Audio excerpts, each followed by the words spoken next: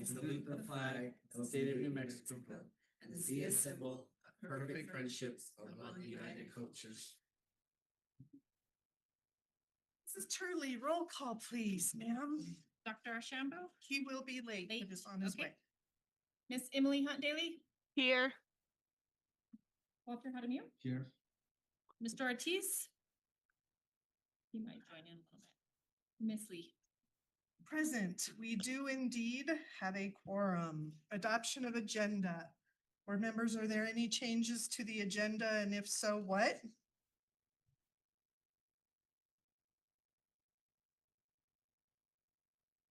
All right, Superintendent Widener. I recommend that we approve the agenda.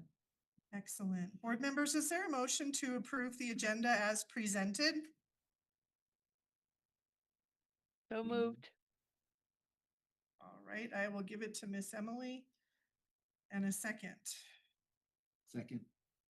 Excellent. It has been moved by Ms. Hunt Daly and seconded by Mr. Hadamio to approve the agenda as presented. Any discussion needed, board members? Hearing none, we shall proceed to a roll call vote. Mrs. Turley, please. Mrs. Hunt Daly, Yes. Mr. Hadamio, Yes. Mrs. Lee. Aye, the motion carries. Adoption of minutes. Board members, we have two separate sets of minutes. First, we will be doing July 15th, 2025. Are there any amendments to the minutes? If so, what?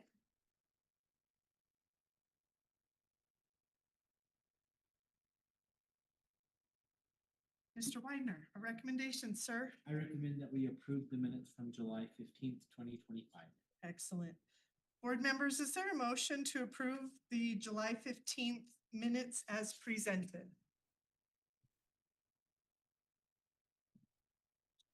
So moved. And a second? I'll second. Oh, excellent. Mr. Ortiz made it. Excellent. Thank you, sir. It has been moved by Mr. Hadamio and seconded by Mr. Ortiz to approve the July 15th minutes as presented. Discussion, board members? Hearing none, we shall proceed to a roll call vote. Mrs. Turley, please. Mrs. Hunt Daly, Yes. Mr. Hadamio, Yes. Mr. Ortiz, Yes. Miss Lee. Aye, the motion carries. And now our second set of minutes for July 30th, 2025. That was our work session. Any amendments? And if so, what?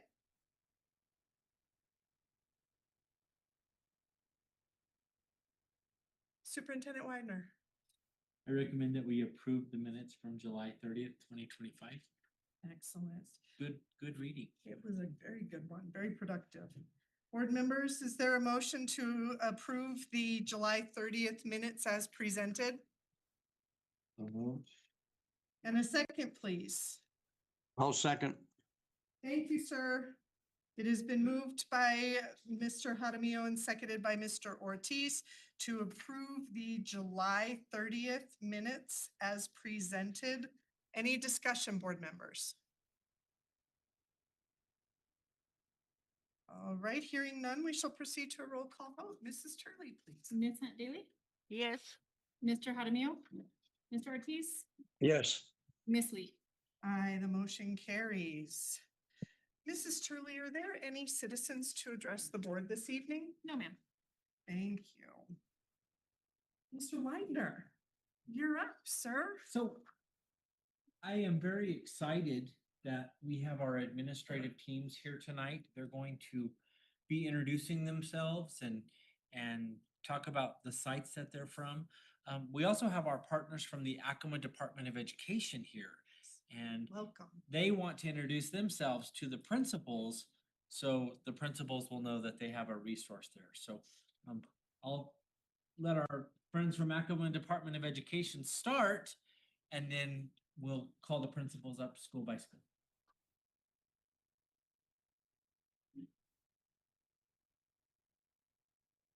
Sure.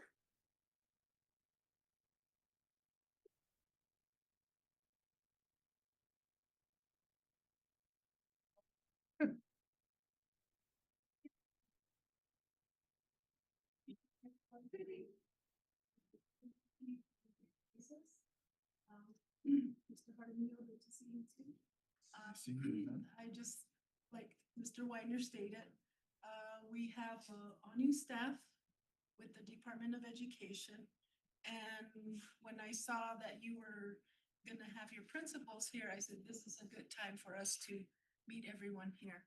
Yes, ma'am. We're happy you're here with us this Thank you. evening. Thank you very much. Thank you. I will announce our staff.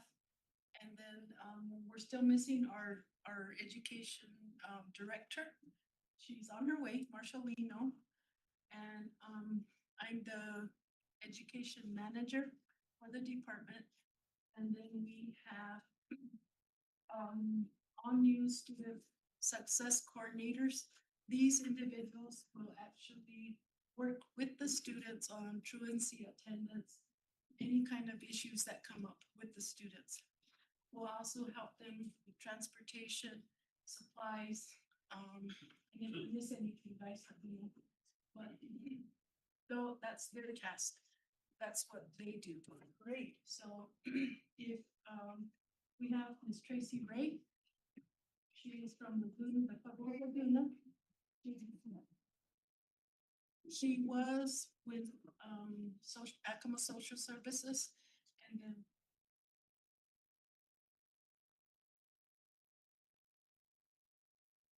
she was working at Isleta.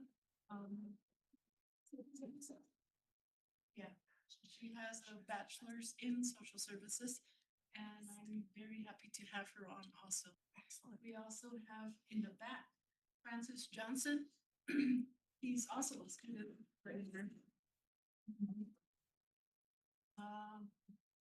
Just one thing about Mr. Johnson, he was a former tribal secretary for 4 years, 3 years. And knowing the role of a tribal leader, I think a lot of the younger students, you see the male voice coming out in him, so they do listen.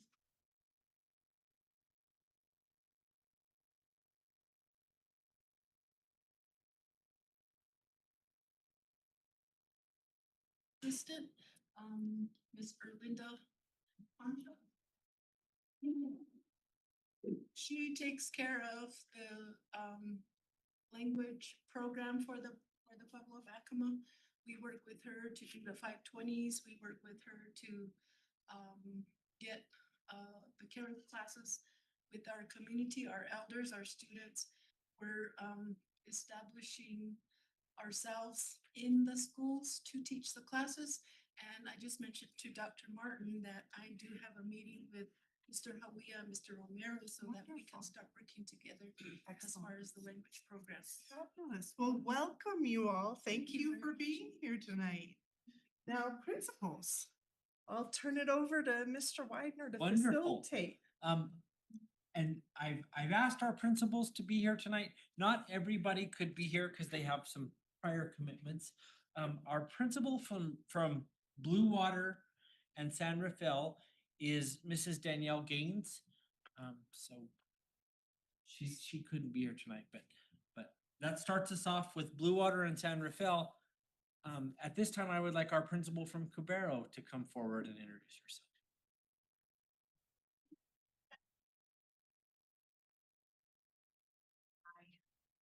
I'm Carrie Bear.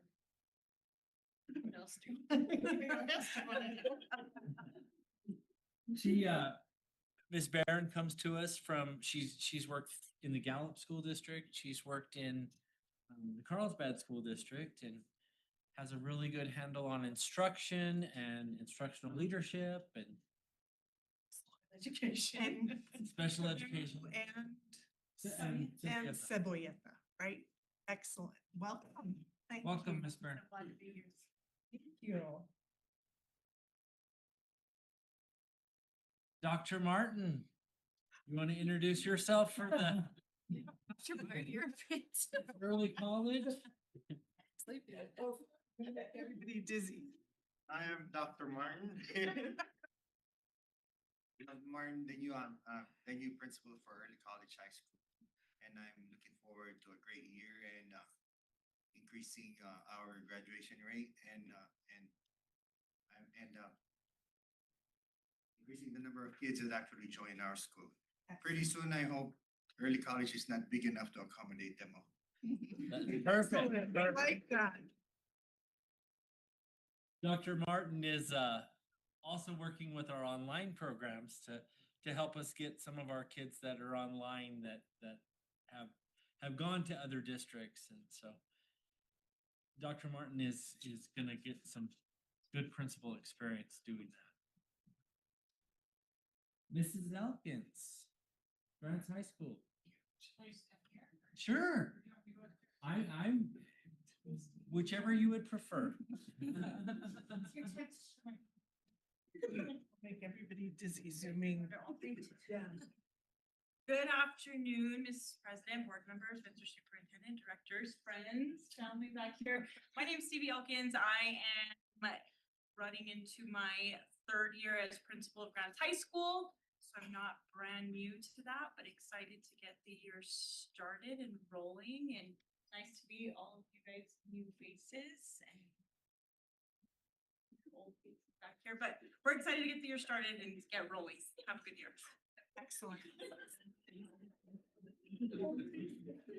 evening, everyone. It's nice to be here. My name is Miranda Barajas. I am the assistant principal at Grants High School. I'm starting my second year off with the Pirates, so we're excited. Excellent. And my name is Reyes Hadamio, Assistant Principal Athletic Director, Grants High School, starting my third year at Grants High School. Excellent. Welcome to 25-26.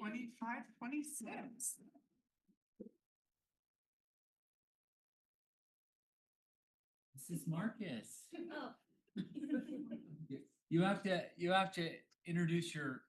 I'm gonna Oh, quit yes. spitting it. So Laura Smith is the new principal at Los Alamitos. I will be the assistant principal slash athletic director at Los Alamitos, and this will be my first year. Super excited to be a Buccaneer. Excellent. Wonderful. Mr. Sanchez.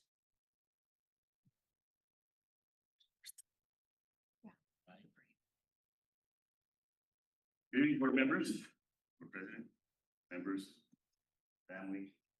I am in my 9th year as an administrator for the district. I have moved to Mason Elementary. I'm looking forward to the things that Ms. Ray started. She started an amazing reading program, so we'll hopefully keep building on that.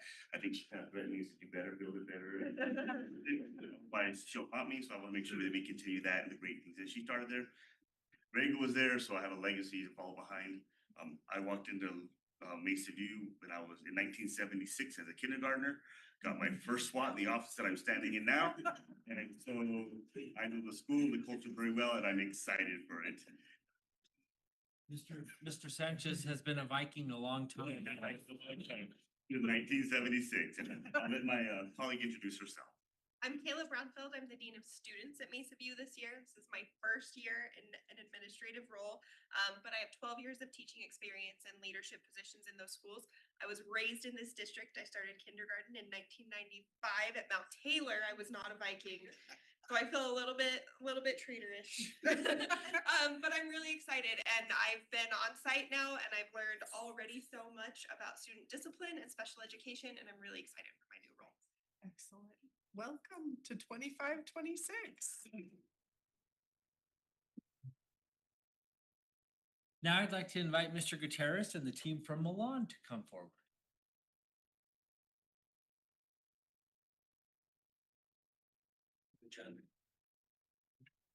Good evening, Superintendent, board members, directors. Name is Zach Gutierrez. I'm the principal of Milan Elementary. This is my second year. Quite neat that this is the school that I started my career at, I want to say almost 19 years ago now. Best and exciting thing so far, it's always exciting to start a new year, but my best and most exciting thing is having the addition of our assistant principal who's so knowledgeable. I could go on, but I just, ready for the school year, ready for whatever comes. Hi, everybody. I'm Lisa Prendergast. I'm an old face just back in a new role. So this will be my first year with admin here. gosh, I started with the district in 0809, I believe, so been with the district off not for a very long time, but very happy to be back and to be servicing Milan Elementary. Excellent. I'm glad she's come back to our team. Yes, sir.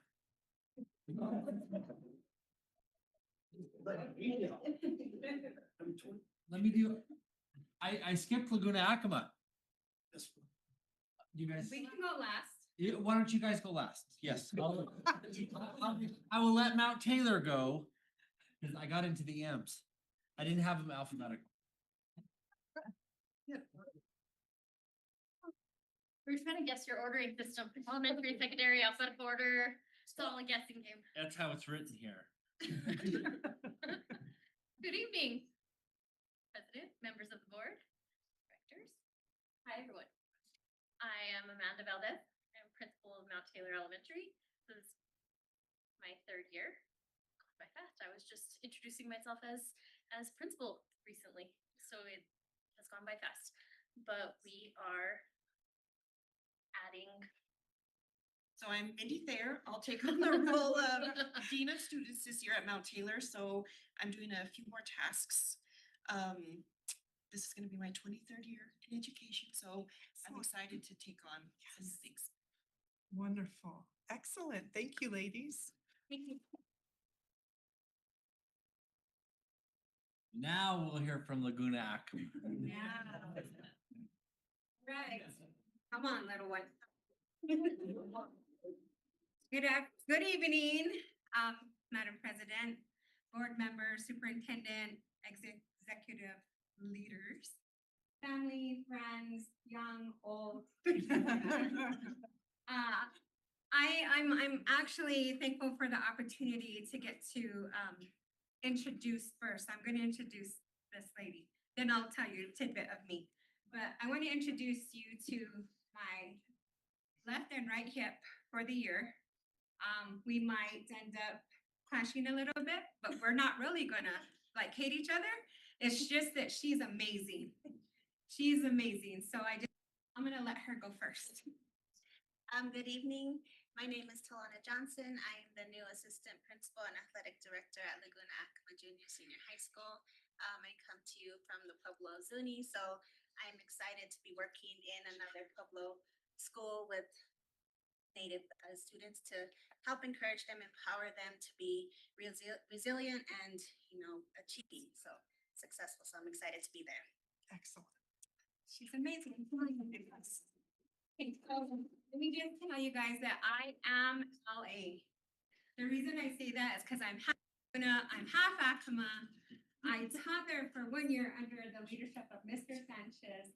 He actually was the one who supported me to say, try admin. And then I wound up at his school at Mesa View. So it worked out. I did teach at Laguna Acoma for 1 year in history. I loved it. Now I'm back there. And I couldn't be any more grateful for the opportunity. We intend on working with community, bringing families back, just getting our kids reading. It might sound funny, but I am into the reading thing. I do want to implement reading intervention during advisory. So if you come and see us during 5th period, they should all be reading or they'll be in their different programs. So thank you for the opportunity. I wish all of you a great year. All of our family and friends, good luck. Kick buns and let's do it. Excellent. Oh, be the buffalo, but you have to say, how do we say buffalo, guys?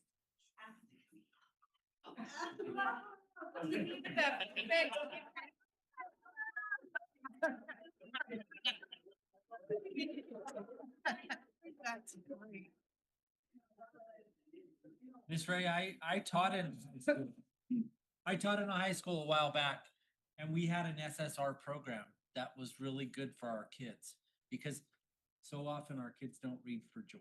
They read for information, but they don't read for fun. So Very true. I think that's a great plan. Welcome, everybody. We are so happy that you all are in the roles that you are in. So welcome. It's my honor that we have Yes. such a great group of administrators and folks that care about our kids and our schools, and we are very anxious. We got all of our staff back yesterday, so Right. we're ready. Perfect. Let's move right along, sir. Presentations. We have a facility. Perfect. We will start with Mr. Jones. Mr. Jones is going to update us on our facilities, letting you know about projects and expenses for projects. And we'll do a little compare and contrast with last year at this time. Perfect. Making sure I pick the right window. You don't all have to leave at once.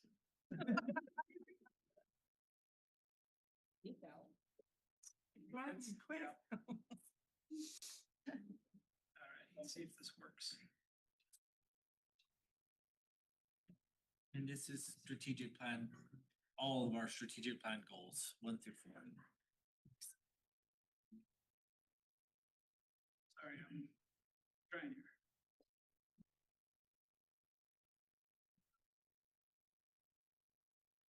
So while that's loading up, Madam President, members of the board, a year ago, I stood here and the big topic of discussion was the flood that damaged much of central office, flooded the field and track area and the west wing, if you will, of Mesa View. And that was a huge project. As you know, these buildings are old, so when you start talking about flood damage or water damage, you start thinking about asbestos. And I know for Mesa View, everything was hot. The mastic was hot. Try to reload. Sorry to interrupt. You're okay. It just turned into something that you kind of don't plan for, and something that at the time we were seeing as somewhat not as a waste, but just extra, especially considering that Mesa View itself was getting worked on, right? We put this money to get this ready to go for school to start, and then we're just going to knock that building down and move across the street. So I'm glad that we did things the way that we did it, just because not everything has gone to plan in terms of Mesa View and how that's progressed. I just downloaded that slide so I can show it in a PDF. Apologize again. Don't you just love technology? It's a little slow tonight, for sure. It is. I'm thankful that we have the technology people here because they helped reload everything on mine to even be able to get mine to open. So Happy to help. Okay, let's see if this works. Yeah, there we go.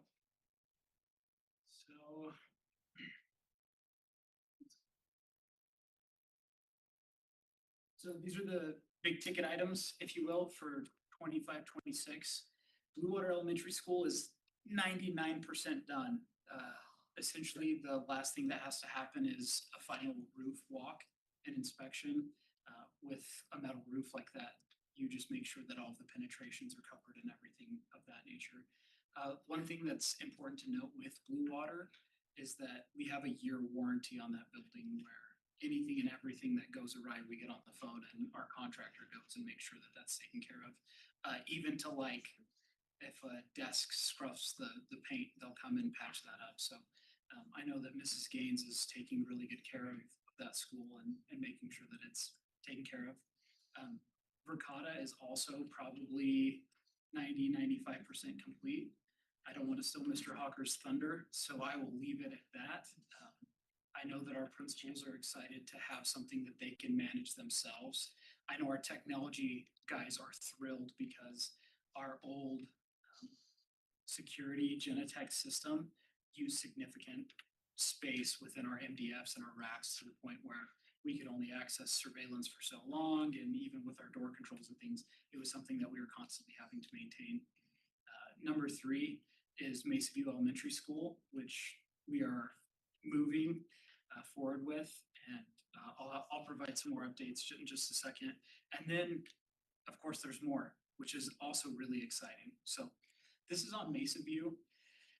Mesa View, there were some unexpected hurdles that we had to face primarily between some ambiguity and lack of clarification in between the general contractor, Bradbury Stam, and the design professional, Wilson and Company. It started with something that was really minor. There was a detail left off of the original plan for a wind bearing for a specific part of the building. As that question was arise, everything is documented. So you do what they call a RFI, a request for information. So Bradbury is performing these RFIs, asking these questions. Wilson was somewhat slow to respond. And when they did respond, there's an argument to be made that they were being vague in their responses. So Bradbury did as Bradbury has done at 100 school buildings across New Mexico, and they did what the standard was. And then now there's a question of whether or not the standard was actually met per the plan, or if we're just doing things how we've always done. So we are totally in line with PSFA. The recommendation was that we write an individual scope of work from the district's perspective to get a full audit of everything that has been done.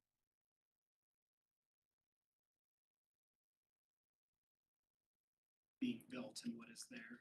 They're also working on documenting all the material that is there and what the actual percentage should be for completion. So with that being said, it's a lot.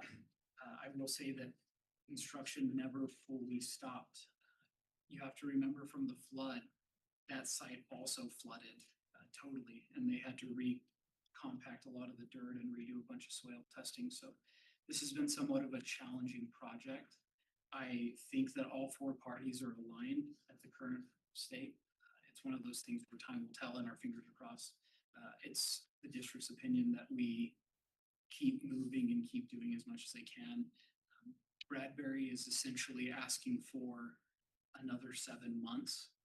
The way that these contracts are written is they're given so many days at the front end to complete the project, and then they calculate how much per day they should be spending. So when you add days, you also add a dollar amount to that. So that's really where some of the disagreements are coming from, because do you make the contractor eat it because they didn't know what they were doing? Do you make the design company eat it because they were being vague? Do you make the district eat it because we didn't cast an opinion? You know, we kind of washed our hands of the whole thing. So that's kind of where we are now. There's a saying that I like that we're about to follow through on, and it's get all the liars in the room. So I foresee in the next couple of weeks, all of the parties will sit down and basically make a resolution on what the path forward looks like. So that project, the total amount is to be determined. And full disclosure, so is Blue Water. There was some questioning in billing and how checks were cut to individual vendors, because we had vendors that were doing work at both places. And we just are in the process of reconciling everything so that we have a total amount. This is what this cost. The flood didn't cost anything because it was all under insurance. So it cost us our insurance premium. Same for the field, Mesa View, central office, all of those buildings. This is where I get excited. So Public Schools Facilities Authority operates under a budget. They have a budget that they get from state funding, and they basically rank all of the schools using a number of factors or variables. So they look at square footage, they look at the age of the students, how many students, and then they say how many students per square feet, and all of these things, and they calculate it. So they look at electrical stuff, they look at HVAC, they look at water drainage, they look at the shape of the concrete. I mean, they do a full audit of your building every year to come out with this rankings. To put it in perspective, we have some old schools. We have San Rafael, which to my knowledge has a mostly sandstone foundation. I mean, it's really old school. And then we have Cebueta, which if you've been in Ceb, you can see that the building is separating. I mean, it's just so. Both of those schools ranked lower, meaning less important on the list than Grants High School, which is a school that's only 20 years old. And the reason for that was because of the population that Grants High School serves and the severity of their HVAC system. So that's on the upcoming project list, as well as the demolition of Old Central Office.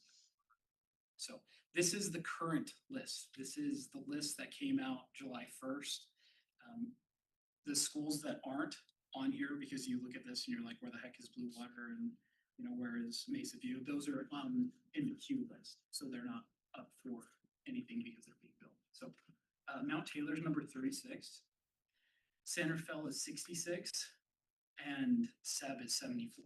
So with that being said, the earliest that they could break ground is probably a year from now. The process is that we author an RFP for design, make a selection, and then you author an RFP for the construction of that design, and then you make a selection. And PSFA is really hand in hand in all of that. Once you select a general contractor, I mean, they spend a significant amount of time surveying because where do you put the new school and how is that going to impact traffic and students walking and all of those other things to make that plan. So don't quote me on this. I would anticipate that new Mount Taylor gets built totally turnkey 3 years from now. So it's kind of a long game. Being number 36 on the list is optimistic.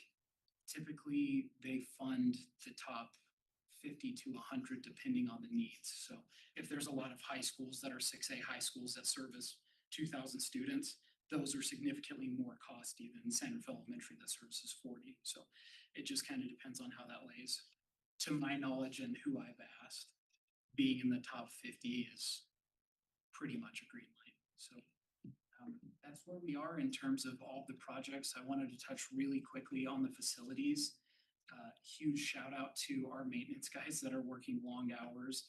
It always seems like that week before school starts, teachers get in there and start working, and air conditioning is getting stressed and those sorts of things. So we have crews that have worked over the weekend, making sure that everything is up to date. Some of our schools have not had any issues, and some we have heat pumps that have gone out today. And we have some condensation lines that are clogged and those sorts of things. So huge shout out to Greg and our maintenance helping team just for being responsive and making sure that that stuff is taken care of. Any questions? Yeah, did they already do the demolition of Blue Water? They did it. It actually went so fast. I mean, like we moved all the furniture that was worth keeping and all the technology and stuff out of it, and they said, don't come back into this fence, and they just started piecing it apart. They actually did the asbestos abatement really, really quickly. Yeah, it's just a field now. So 50 years from now or 100 years from now, when we build the third Blue Water Elementary, we can put it back where the old school was and knock down the new school, so we can just alternate every half a century. Thank you very much, Mr. Jones. Appreciate that. Thank you. Thank you. Mr. Wagner. I know Board Member Jaramillo has asked a lot about safety and security on our campuses and requested that on the board agenda. So I do have our coordinator of safety and security here tonight. He's going to be talking about Arcata and our security readiness, which aligns with strategic plan goal number 3. And he knows he has 10 minutes to present.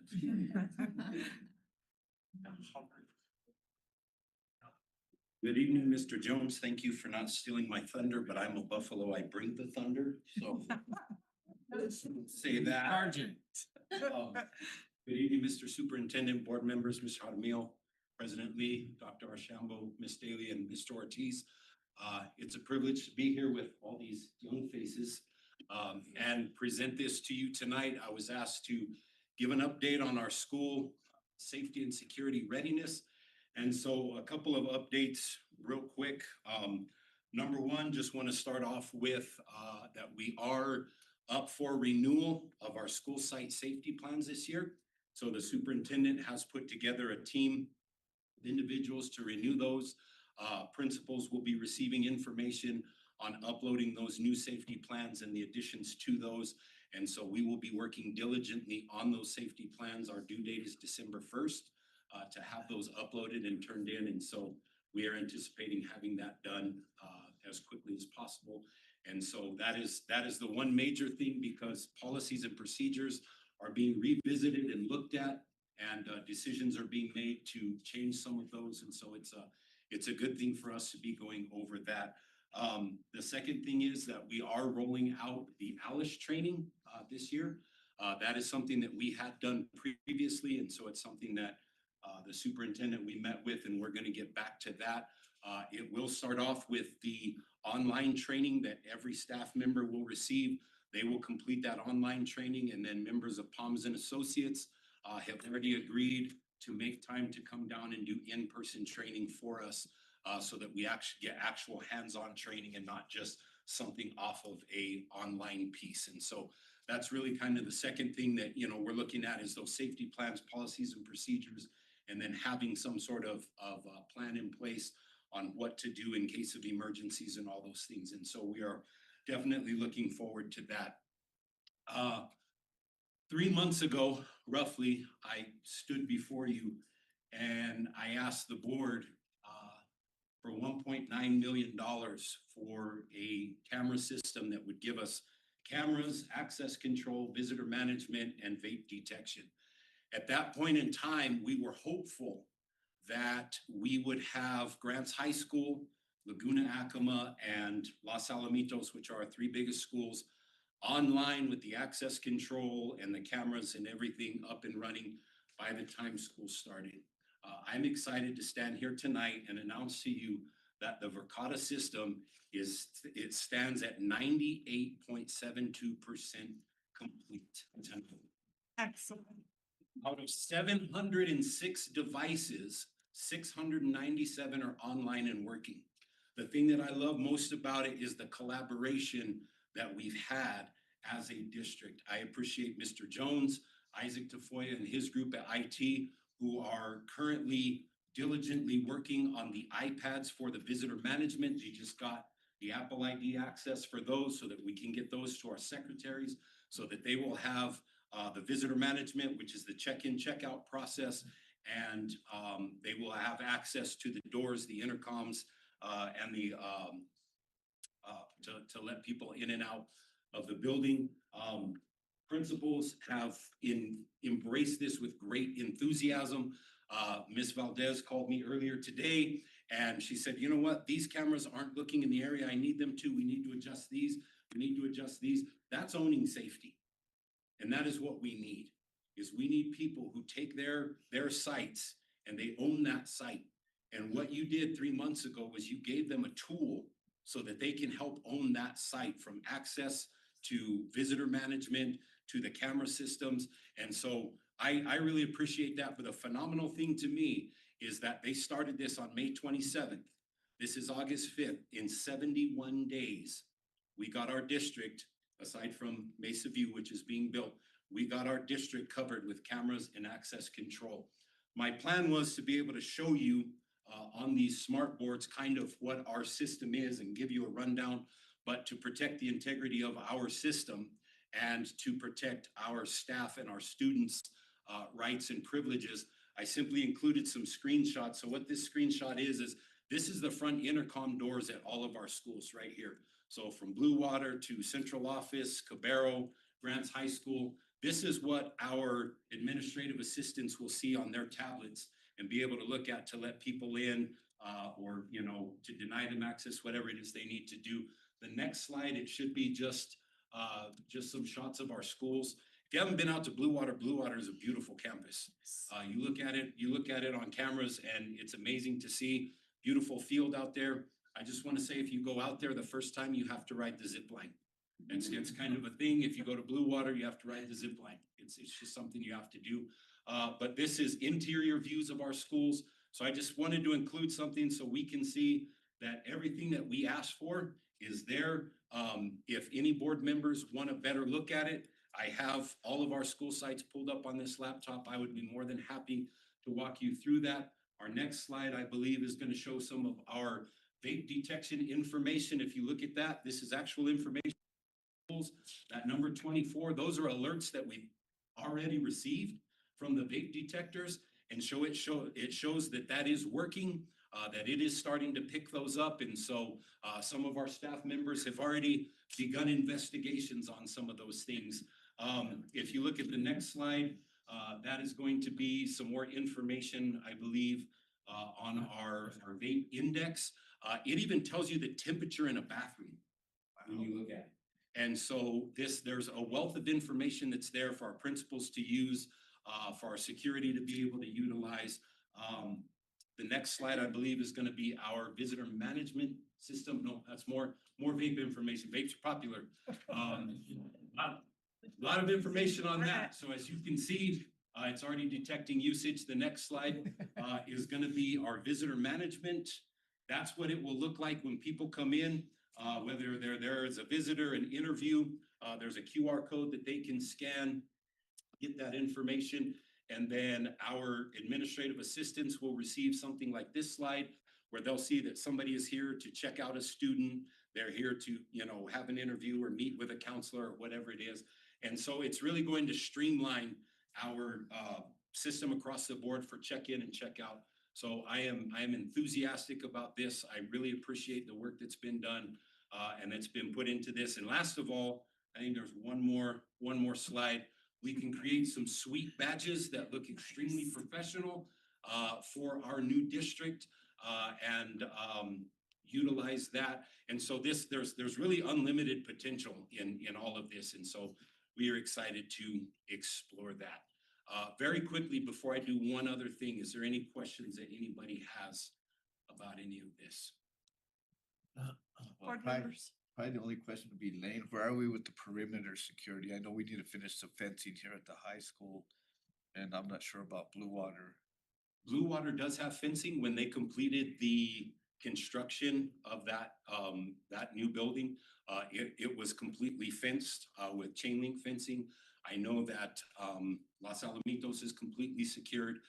Many of our school sites have gates or fences or things that probably need to be maintained. Grants High School, we do have quite a big opening here, and I am not sure what the agreement with the city or how all of that goes, but Mr. if you want to Jones. speak to that. There's a lingering question that the district has issued to the city in terms of easement and property lines. So the fence is ordered, we have it in our possession, we're ready to install. Our fear is that we install it and then the Army Corps of Engineers or the city says, hey, we need to get to this utility, can you move your fence? So we are waiting for word from the city as to where that line is so that we can do it. But we're primed and the hammer is back. All we need is the okay and then we can pull the trigger. Thank you. Fantastic, thank you. Mr. Hucker, you have You your. do, I have something I would like. to do Your quickly. bodyguard. I brought some of my security staff who has been invaluable to me in setting up this system, because like I said, it took them 71 days to get 706 cameras, vape detectors, and card readers installed in our schools. But just for perspective, Grants, New Mexico is a population of about 9,000 people. We have approximately 3,000 students and a little over 500 staff, which I'm not a math guy, but any math people in here might be able to help me out and tell me that roughly 1/3 of our population on Thursday when we go back to school is going to be on one of our school sites. And so that is a lot of people, and getting people installed into the system, users, getting people activated for badges and access. I've had to lean on them heavily and rely on them to help me with a lot of that. And so Don Cook, Justin Vassray, and Eric Varela are with me tonight. But we want to do something this evening before we close. 3 months ago, I stood here and I challenged you to own safety in Grants Cibola County Schools. I said that day, and I will say as long as I am in this job, that safety and security are board-driven and superintendent-led. And if it weren't for the board driving safety and security policies and practices and our superintendent leading safety and security, we would not be where we are today. And so today what I want to do is I want to honor you with something that has been a military tradition since World War II.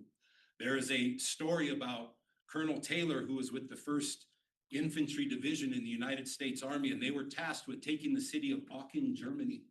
And in that city, there was a Gothic castle that had a great treasury of paintings and things that date all the way back to Charlemagne in those days. And so that 1st Infantry Division was tasked with taking that city. And when they did, the men went in and they couldn't believe that they'd come all the way from America over to Germany, fought this battle, and won this great victory that eventually helped change the tide of the war. And so some of these men were standing there and they're saying, my children are never going to believe this. My wife's never going to believe this. My friends are never going to believe this. Some of them were saying, yeah, but there's going to be a lot of people that are going to be trying to claim that they were here, that they did this. So Colonel Taylor was looking over some of the treasures and listening to his men who spoke. And as they were speaking, he saw a box of coins. He went over and he reached into that box of coins and he went one by one to each of his men. He said, if anybody ever asks you where you were, if anybody ever asks you what you did, you show them this. And that is your proof that you came here and that your blood and your sweat and your tears, you owned this and you gave everything you had for this. And this is what I believe each and every one of us do as board members, as principals. It's their blood, sweat, and tears that they put into that, not only to educate our students, but to give them a safe, secure environment to go to school in. And so I have given the principals one, but permission to approach the board. Yes, sir. And thank you for the part that you do in securing safety. This is amazing.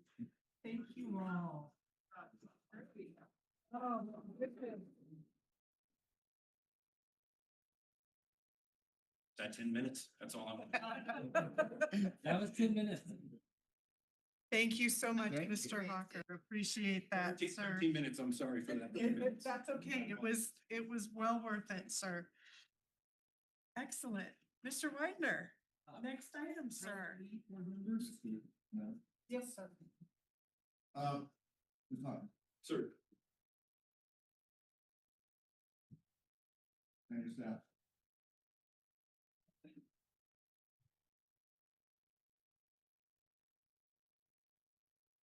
I love the passion. That's important. Feel your voice and the strength of what it is that you're doing for our children. That's what we want. That not only do you take it as a job, but it's actually a dedication, a commitment to the children, to the staff, and to the communities that we have here. So I wanted to extend my personal appreciation for things that we're doing and the remarkable technology that exists that I never knew existed.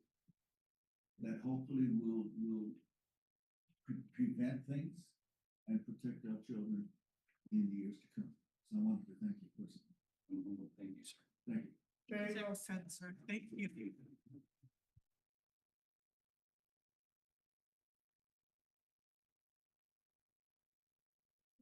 I'm gonna take just a second and welcome Miss Marshallino. They introduced you when you were on the way and we want to welcome you and thank you for being with us tonight.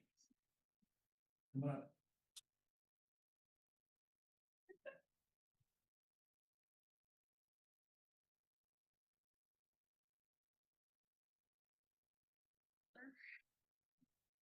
If you would like to just introduce yourself, all of your counterparts. They introduced you and they told the Yes. principals, but No, that's fine. If you Good want to afternoon. just say who you are and your role in the district area. Board member, good afternoon or good evening, board members, staff, whoever's here in spirit. My name is Marshallino. I'm the executive director for the Pueblo Acavas Education Department. So of course you met all my staff.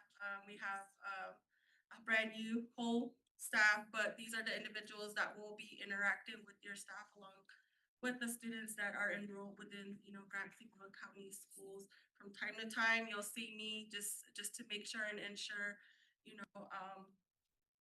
things are working well with our students, our parents, and that, we're able to collaborate and partner with, future initiatives. So again, if there's anything that you need, feel free to reach out to me. Anytime, my doors are open, but, I look forward to working with each and every one of you. Thank you. Excellent. Thank you again for being here. Appreciate that. Marsha. President Lee, board members, I did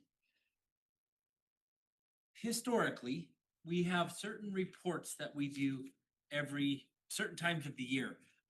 And so I asked Mrs. Jones if she would work on a staffing update report. She, as you know, she's been working in human resources since April and has been working very hard to get us fully staffed before the school year. So Mrs. Jones, I would like for you to share the good news.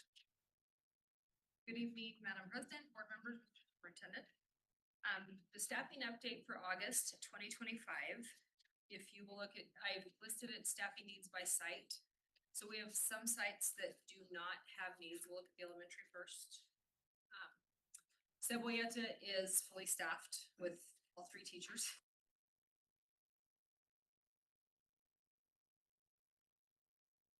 And I'm happy to report that we have applicants that are interested in that position. So we're in the process of getting that filled as quickly as possible because we want licensed teachers in buildings.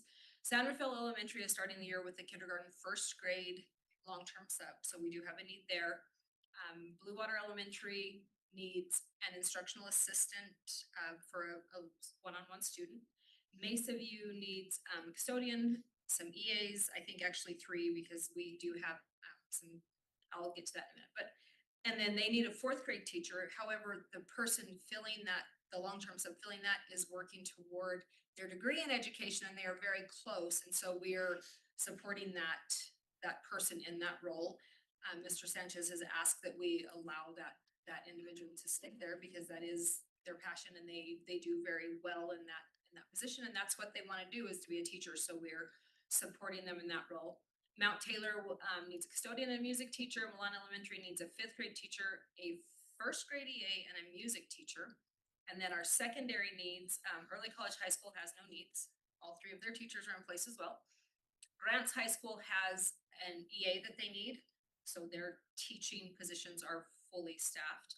Laguna Acoma Mid High is going to need a math teacher. They currently have one, but we have a resignation pending, and so we will fill that position as quickly as we can. And then Los Alamitos they have a need for a 7th grade social studies teacher. We have a recommendation. We're just waiting on some paperwork to some processing stuff. And they have a custodian vacancy and they're waiting on that also. So we have 7.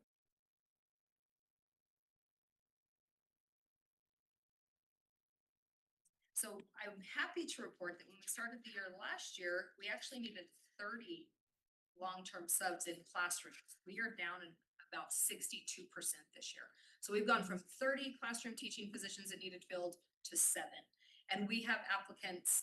I spoke to a lady today who is very excited about Milan Elementary positions and you know, those upper elementary. She wasn't too sure about 2nd grade, but we have some good applicants in line. And so I'm working with those principals to get their recommendation committees together and to get interviews set up so that we can begin to process that paperwork. Of the custodial staff and some of the EAs that we need, I would like to mention that some of those long-term subs are filling positions for employees who are either out on FMLA or workman's comp. And so those will remain long-term subs until that employee is able to resume their roles. So some of those positions are very temporary in that sense, and then the others we are working to fill. And that, I stand for questions if you have any or comments or. Board members, questions?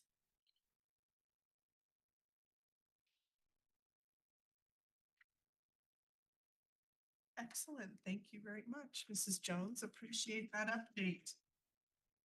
Yes, we're clapping on that one because it's only 7. That's not bad. 4 custodians and 6 EAs. That's amazing, those numbers. Excellent We work. onboarded 40 employees last week. Yeah, 40 and employees. It's exciting. And there's people that have come back and. That's a very good report. Congratulations. Thank you. Very good. She's been working hard. Excellent. Mr. Widener, next. And that's strategic plan goal 2. Yes, sir. Which is highly qualified staff. Yes, sir.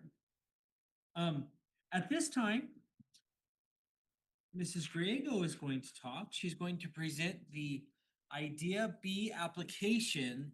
And our hope, we have an action item tonight. Our hope is that we can approve the Idea B application.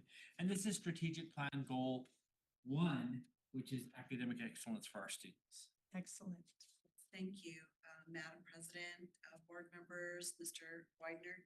So I don't have a lot of information. It's a very short sheet that I have with numbers for our Idea B application.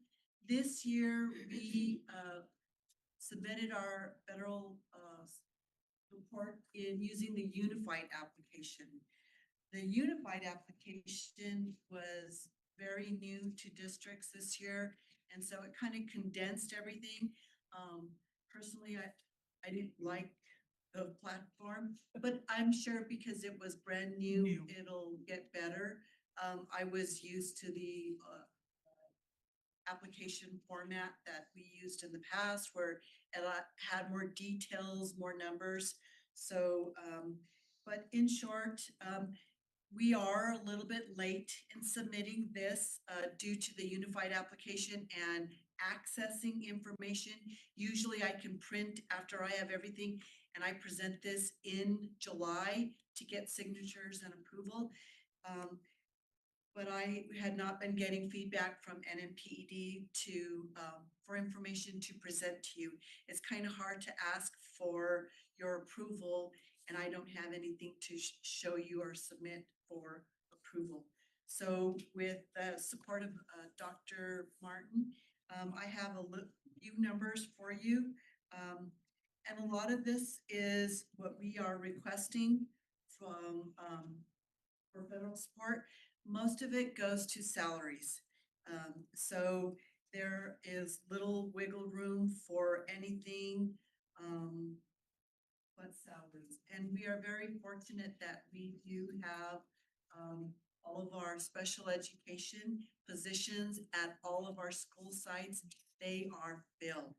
We have no special education. Yes, that's excellent. Yeah, that is huge. So all of our students should be receiving highly qualified instructional support. So again, it is a very short information. A little bit of the 24-106. The 24-106 lines are for the basic allocations. Again, those go mostly to salary. The 24-109, those are our preschool. And then a little bit of what we support for our private schools. And if there are any questions, I will do my very best to answer. Board members, any questions for Mrs. Griego at this time? Well, we can move on to our approval. Board members, next is our consideration of approval and submission of the 2025-2026 Idea B application that we just had presented. Thank you again, Ms. Griego. Superintendent Widener, do you have a recommendation, sir? I recommend that we do approve the Idea B application. Excellent. Board members, is there a motion to approve the application and submission of the Idea B 25-26 application? I'll say application 10 more times. So moved. And a second, please. Thank you. It has been moved by Mr. Jaramillo and seconded by Dr. Archambault to approve the approval and submission of the 2025-2026 Idea B application. Board members, any discussion?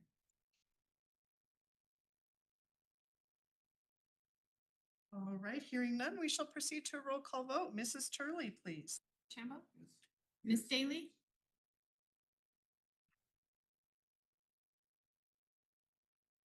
Ms. Daly? Yes. Thank you. Mr. Jaramillo? Yes. Mr. Ortiz?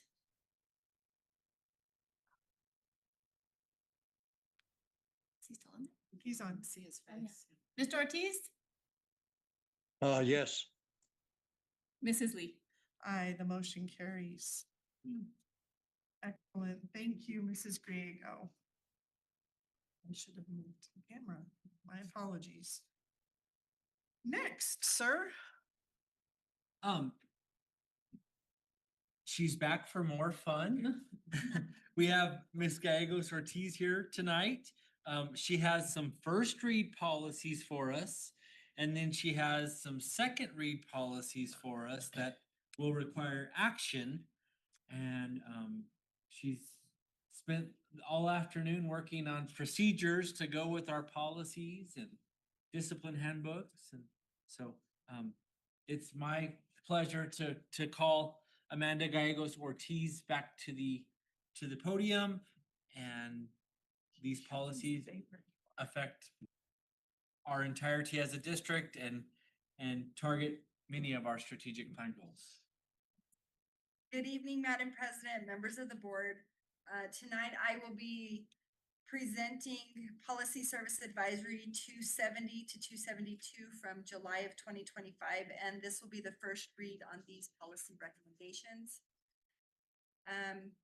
The first one, advisory number 270. This is policy EGAD, the copyright compliance. Difference from the current policy, the existing EGAD policy addresses traditional copyright use, but does not specifically mention AI generated content. This revision, which you will find towards the last, it's like the second to the last part, it added the AI generated content and copyright. The revision explicitly indicates AI tool specific copyright provisions, clarifying what constitutes acceptable use for AI generated works. At this time, I'll entertain any questions on this one. Okay. For advisory number 271, this is technology in instruction. So it will be the policy, it will be the exhibit and the regulation that information is added on. So the difference from the current policy, the original policy integrates general tech use guidelines. In the revision, it cross-references the AI policy, and it updates the regulation and the exhibit to contain the AI specific language, such as guidance on appropriate AI tool usage in the classrooms. So at this time, I will entertain any questions on this one. Board members, questions? Thank you. And then last but not least, for the first read, advisory number 272, this is the new AI policy, use of AI. There is no current policy. I know that an AI policy has been presented in the past. I did get with technology to see and had them review this policy and compare it to the one that they had presented before. And they were very happy with this policy that I'm presenting for the first read. They said that it meets all of the qualification or the criteria that they had wanted in a policy, so they're happy with this one. At this time, I'll entertain any questions for this current one. Will this replace the AI policy that the board approved a month ago? Or is this going to be in conjunction? Will it be a separate policy? So I was under the assumption that the board had not approved the AI policy. Yes, we did. Yet. We did. So I guess it would be up to you all. We did the staff policy and a student policy. Okay. I don't have those back from the attorney yet. Okay. We will make sure that you get those. It's okay. So depend on how you guys want to look at it, whether you want this one to replace that one or. Very good. we'll, again, first read. This is the point of doing this. Board members, any further question on this policy? President Lee, I will clarify that right now, with AI changing as much as it is, there's lots of updates to board Yes. policies, and so we'll work with Ms. De Santiago and find out. If this is an update or a replace. Very good. Yes, sir. If we have policy already related to this, that policy needs to be implemented. In other words, we've got something in place to address some of the concerns we had until we can come back and discuss that. I just wanted to make sure that schools know that we do have policy that address these critical issues. Correct. Agreed, sir. And I will reach out to, well, as soon as we get that, I will send it to policy services to have it updated in the policy manual. Thank you very much. Second reads? So second reads, the first one is for policy number E0550 for emergencies. The advisory didn't change any wording. It was just solely to add the new policy for cardiac emergency response plans as a cross-reference in that policy. So at this time, I'll entertain any other questions on this. Excellent.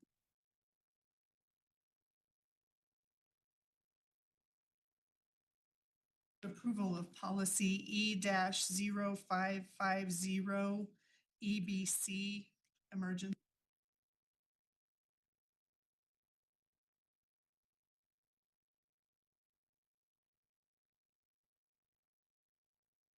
Policy E-0550 EBC emergencies.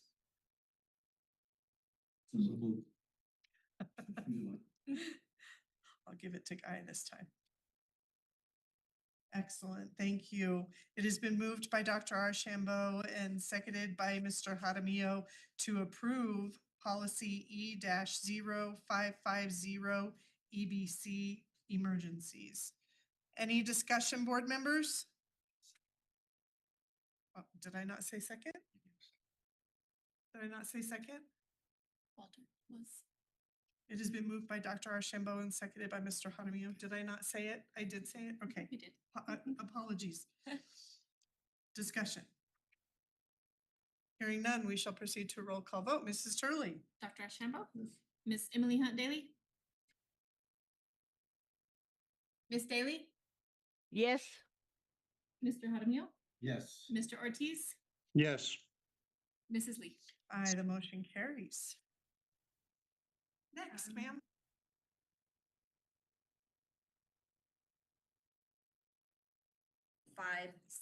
Instructional goals and objectives. This advisory clarifies that instructional goals must be measurable, aligned with state standards, and subject to regular reviews. And that will be in alliance with House Bill 156. I will entertain any questions at this time. Questions, board members? Superintendent. I recommend that we approve policy I-0050IA. Excellent. Board members, is there a motion to approve policy I-0050IA instructional goals and objectives? And a second, please? I'll second. Thank you, sir. It has been moved by Mr. Jaramillo and seconded by Mr. Ortiz to approve policy I-0050IA instructional goals and objectives. Any discussion, board members? Briefly, the underline states that the students shall be taught to read using kinds of reading, structure, literacy, Literacy and scientifically based reading instruction. Literacy instruction for English language learners shall include evidence-based practices for biliteracy differentiation and cultural linguistic. This linguistically responsive instruction. The nuance there is English language learners. And that's a defined population of students. However, in our district initiatives, we extend the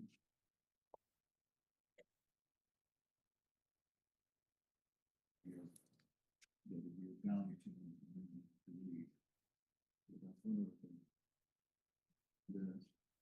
the skills in foreign or Native American language. And again, we do have that in place in our schools. So Native language and learning to children who have a need for that too. And then understanding and respect for our cultural heritage and history. Once again, that's a key part to what it is that we try to do in our responsiveness to our communities. Thank you. Yes. Uh-oh. Anything further, board members? All right, hearing none, we shall proceed to roll call vote. Mrs. Turley, please. Dr. Shambo? Yes. Ms. Daly? Yes. Mr. Hadamio? Yes. Mr. Ortiz? Yes. Mrs. Lee? Aye, the motion carries. Next, ma'am. Next is advisory 267, policy J 3150, use of cell phones and electronic devices in the schools. Version number 2 as modified by board legal counsel. We were provided with a lined copy of the policy where the third section of it says, notwithstanding the foregoing, a school principal may grant approval for possession and use of a wireless communication device by a student during class time or instructional hours for the following reasons. Sections that were taken out, an individual education program or section 504 service agreement. And then another area that was also crossed out, school principals may also make rules with the approval of the superintendent.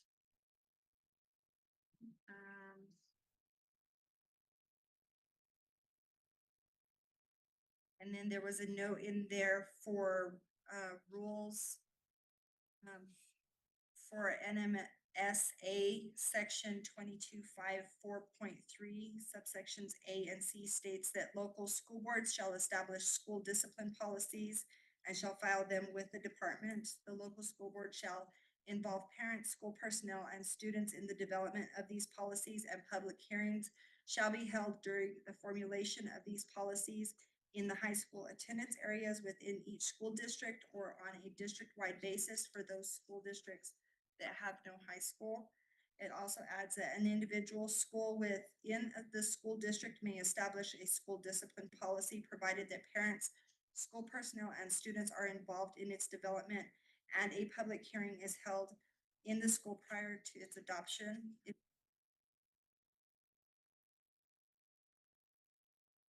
School district discipline policy, it shall submit its policy to the local school board for approval.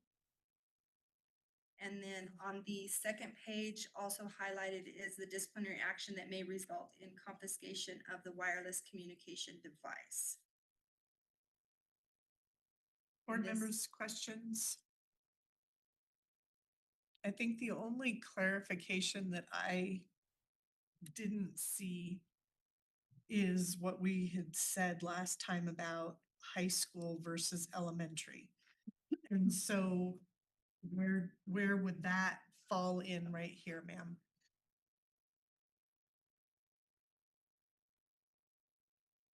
Cell phone policy, and we do have a distinction between elementary, middle school, and high schools. And so the procedures would align with this. Yeah. Thank you very much.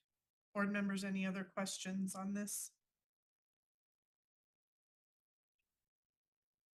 Well, this is, probably one of great interest to the students Yes, sir. and to the parents. Yes. And so we need to make sure that they understand that we are establishing policy and how those are going to be used. And it could get, if we were in a larger city, we'd probably have media, coming over here and talking to us about it. We're basically saying that we prohibit the use of wireless communication devices by students during the instructional hours of class time. This board holds that the integrity of instruction is primary.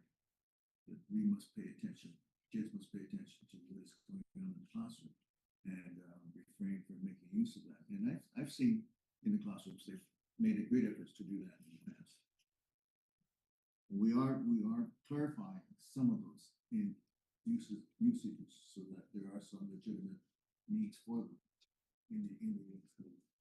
And that we are allowing some flexibility for schools to make adjustments to them. So long as we recognize that the board is primary focus on teaching and learning in the best environment possible. Right. Agreed, sir.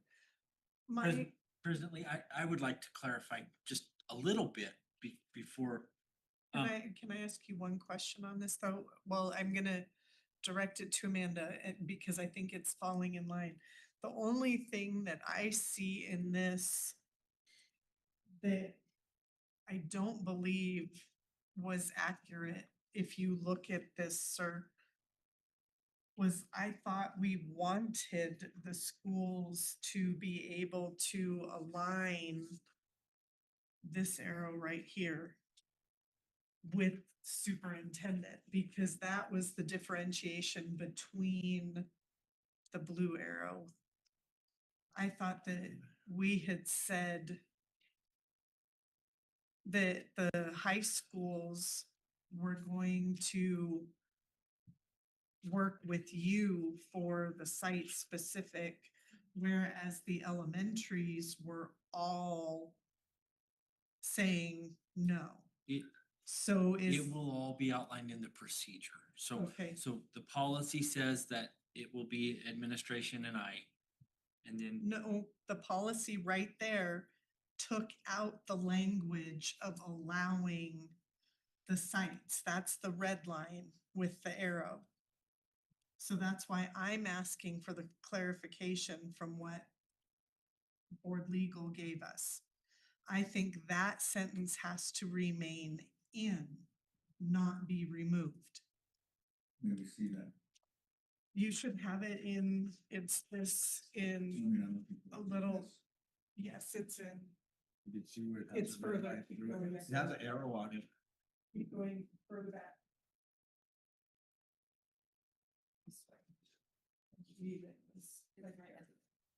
This is the line that I don't think should be redlined out.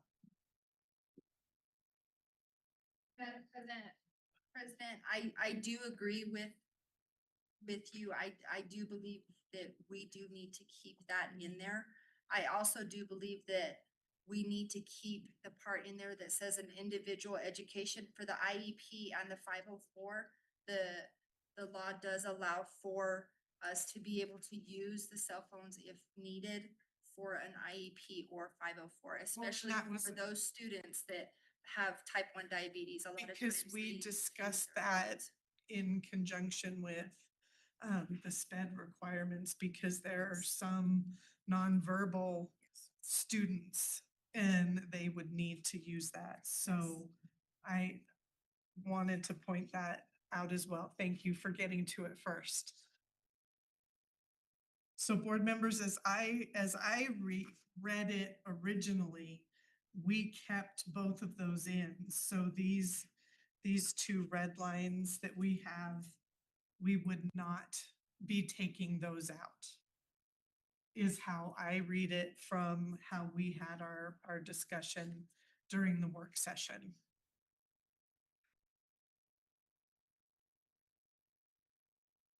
Dr. Guy, Well, I'm looking at the original. the alternative two. Is that the one? Yes, that's what this one is supposed to be. Yeah, and I see it says with the approval of the superintendent. Yes. And we wanted That that. was to be a, to provide the guidance from the superintendent in making those, the decisions, site decisions. Correct. And, I do agree that the IEP, should remain in there. Agreed. Okay, so that I agree. So basically, if I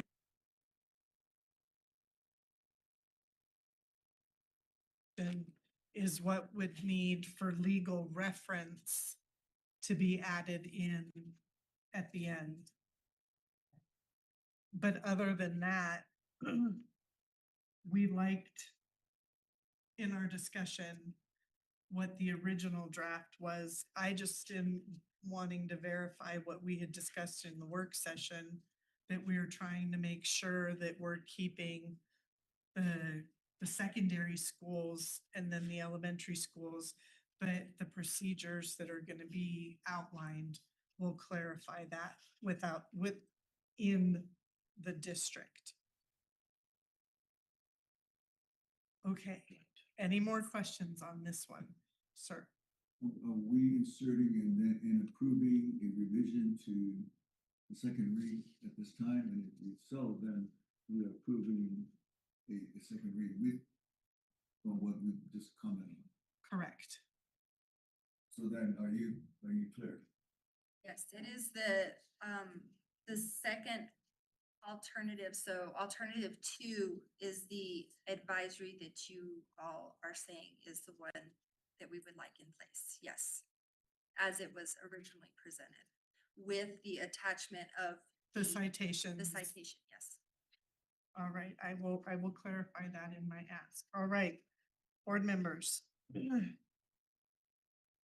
We are looking at consideration of approval of policy J-3150, JICJ, use of cell phones and electronic devices in schools, policy version number 2. In that, we will be keeping what we went over in our work session. The only addition will be noting and citing the NMSA sections and subsections and what those state.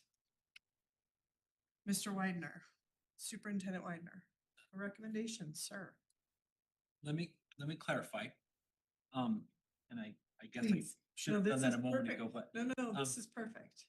in case we have any parents that are watching or any stakeholders that are watching, during the 2025 legislative session, the New Mexico State Legislature mandated that all school districts need to deal with cell phones. And the talk was banning cell phones, removing cell phones from the instructional. And so it became law. It passed, it went through the bill process. It became law that all schools needed a policy that addressed the use of cell phones in schools. Dr. Guy is absolutely correct. There are school districts coming on the news all of the time for their cell phone policies. Every school district in the state is having to have a policy. And so this version is the version that we've settled on that indicates that we will not use cell phones during instructional time. Through our procedures, we will have them turned off at the elementary schools. And so we will have lots of family training that we have to do and parent training but we are trying to adhere to the law. And so I recommend that we do approve version 2 as amended and corrected and approve that. So we're by law, we have to have it in place before students come to school. Very good. Board members, is there a motion to approve policy J-3150 JICJ, use of cell phones and electronic devices in schools, policy version number 2 with the added citations from board legal counsel. So moved. Thank you. And a second? I'll second. Excellent, thank you. It has been moved by Dr. Archambault and seconded by Ms. Hunt Daly to approve policy J-3150, JICJ, use of cell phones and electronic devices in schools. Policy version number 2 with the added portion by board legal counsel. Is there any discussion? The only discussion I would have is to, and I'm aware, I'm sure that the superintendent is going to be, talking with principals quickly to, set up the procedures to implement. Because there are gonna be a lot of questions. Parents are gonna say, well, if my child brings if my little kindergarten child brings the cell phone that he or she has, what is she gonna do with it? Yeah. Is she gonna put it in a drawer, in a bag, or what? Right. Little details like that, parents like. Yes. That's probably what your principals will want to try to tease out, so that we know what procedurally it is. Excellent. And I'll add to that great discussion, sir, that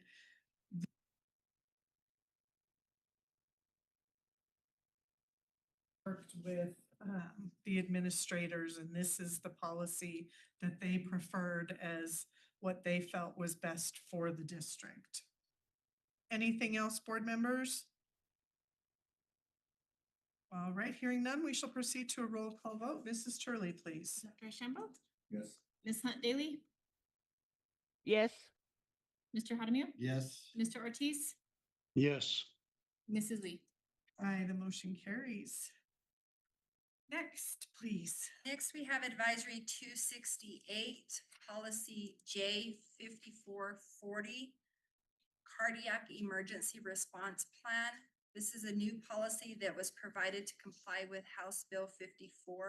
And it mandates the AEDs, that there are AEDs at each campus. Staff training is done, and there is a clear cardiac emergency response plan put in place.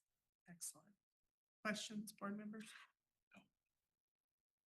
All right, consideration of approval of policy J-5440 JLCEC, cardiac emergency response plan, automated external defibrillators.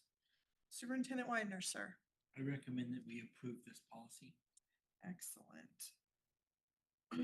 Board members, is there a motion to approve policy J-5440 JLCEC, cardiac emergency response plan, automated external defibrillators? I'm not gonna say that fast. So moved. And a second, please. I'll second. Excellent, thank you. It has been moved by Mr. Hadamio and seconded by Ms. Hunt Daly to approve policy J-5440 JLCEC, cardiac emergency response plan, automatic external defibrillators. Is there any discussion, board members? At least one. Are there plans for more than one? There are several that have multiple. Plus, various Numbers. Yeah, you just have to logistically work out. Like I know our gymnasiums have separate. And in the schools too. Add to that. So Grants High School, prior to me leaving, had one in the old gym, one in the new gym, one in the front office. They also had one that was mobile that they could take with them to the various fields for practices, games, so that they had the ability to use those on site. I think that that's probably not enough, but it's more than one. I think Laguna has 3. I think there's one in the main office. There's one in the gymnasium, and one that they can take to a portable one they can take to the fields. I think it's a good PR to publicize this. Yes. Service to be to the children of the school district along with whomever else is on campus. Then working with our emergency services so that they're aware, I'm sure that they are aware. And that this is something that we are on top of for our communities. Excellent. Whoever they are. Yes, sir. Anything else, board members, on this one? All right, hearing none, we shall proceed to a roll call vote. Mrs. Turley, please. Dr. Ashambo? Yes. Miss Emily Hunt Daly? Yes. Mr. Hadamio? Yes. Mr. Ortiz? Yes. Mrs. Lee? Aye, the motion carries. Ms. Gallegos. Last but not least is advisory number 269. It says it is policy J 6700 for parental guidance for water safety. However, in looking at our policy manual, J 6700 is JM Student Awards and Scholarships. So I would like to request that we table this one so I can get clarification from Policy Advisory Services to make sure that the policy number on this is corrected or something's not right here. So I would like to get this one tabled before we move to approval or to decide what to do with this policy. Excellent catch on that. Board members, is there a motion to table this? I'll move that we table this to the next meeting so that you are able to find out what the correct numbering is on this, and then we can revisit at the next meeting. I don't believe I have to, we don't vote on that. That's just a table, correct, Guy? We should table, Take you. action. Take action. Okay, A second. very good. So I have moved.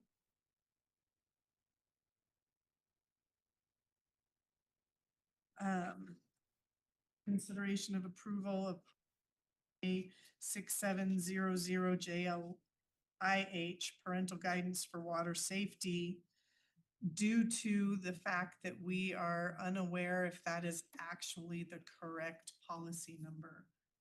And a second? I'll second. I'll give it to you, Emily. Thank you. You're welcome. There's no discussion. Correct. That much I did know. It has been moved by President Lee and seconded by Ms. Hunt Daly to table approval on -6700 JLIH parental guidance for water safety due to possible conflict of policy numbering. Mrs. Turley, roll call vote, please. Dr. Ashambo? Yes. Miss Daly? Yes. Mr. Hadamio? Yes. Mr. Ortiz? Yes. Mrs. Lee? Aye, the motion carries to table. Excellent catch, ma'am. Appreciate that, Ms. Gallegos. All right, next, board members, we have a board member who brought us to, why isn't it in here? Mrs. Turley, did we not get the resolution in here, ma'am? I didn't think you told me to. I can go Yes. print it. Okay. It was in the board packet. It needed to be in here, please, if you wouldn't mind. Okay, I can go get it.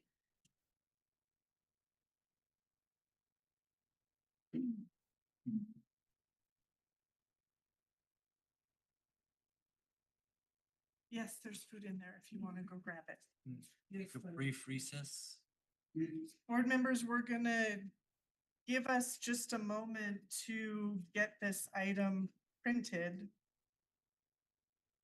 I thought that it was in here. My apologies on that one.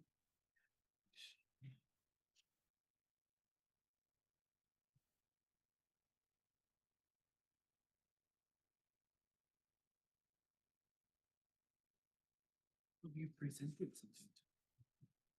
Listen. Dr. Martin presented himself.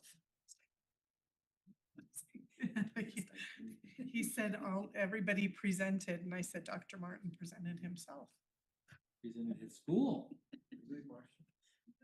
That's cute. Yeah. Oh, yeah.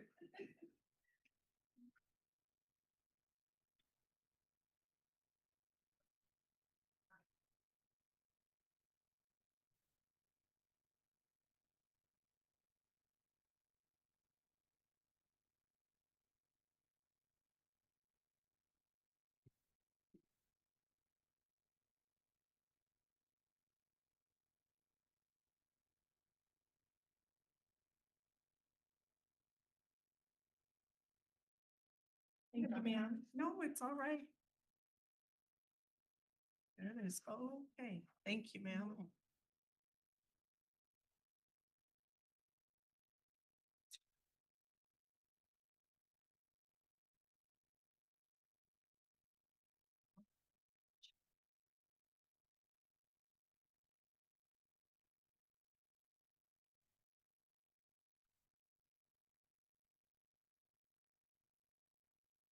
Board members, as soon as Mr. Jaramillo makes it back in here, we'll get started.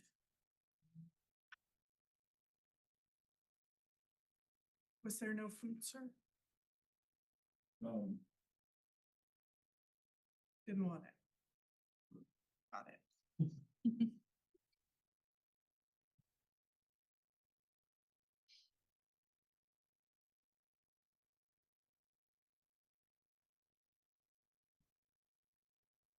Well, we were running on time. So close. We are good. We are good. We are doing very, very well.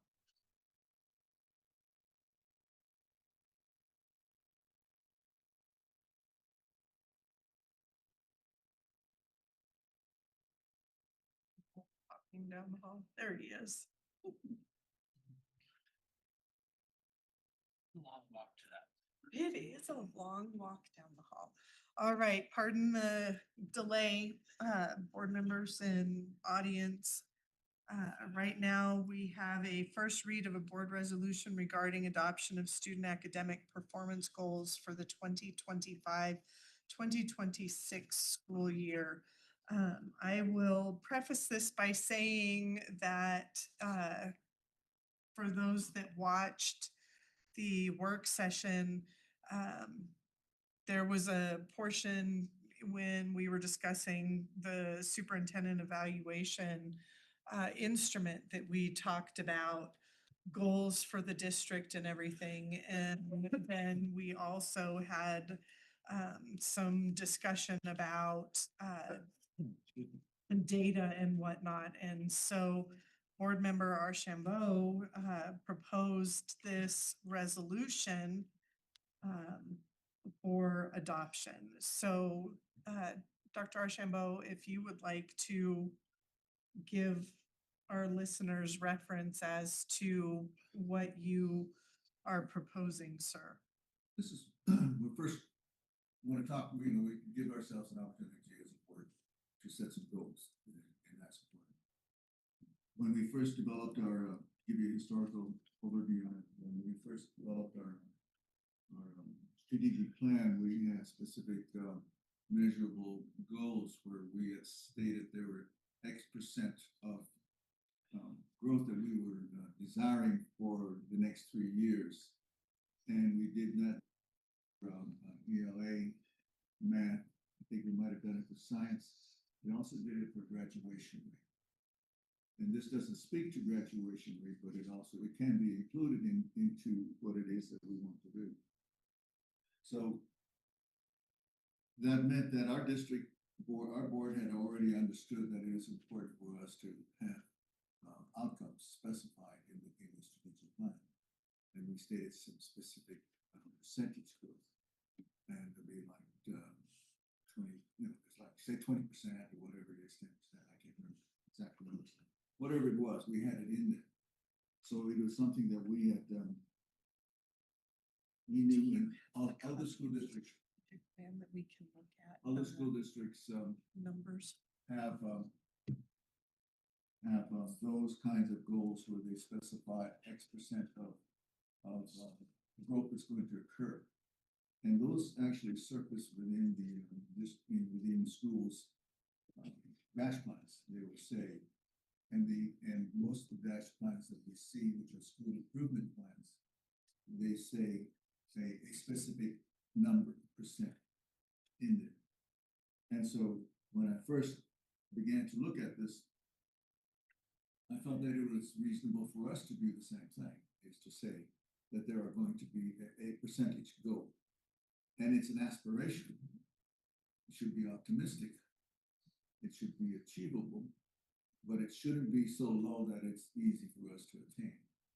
So what I would want us to do is to explore is to have some discussion, have administration have discussion with schools, discuss what can be some reasonable, optimistic, ambitious goals that we want to see this district seek to attain. We are going to build a strategic plan this coming year. So it may be sort of a precursor to saying, okay, let's start out with some goals that we all want. And have that, and I say aligned with the dash plans. And those dash plans have to be presented to the head within the next 30 days or so. October 1st is the actual submission. Well, or before, but it's it has, after September 19th because it has to be after the data is well, the schools can't disembargoed, access right? the data through the principals, and the principals can discuss. The schools have already begun to develop Create, their dash plans. And so there is specific limited availability of the data that is not public to the Thank you, sir. to the district. Thank you.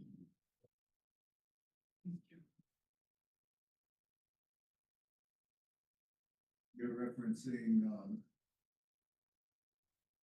okay, let's see what it says. Agreed. Well, you probably could look it up a lot quicker than I did since you were a part of it. It was in the board minutes in 2022.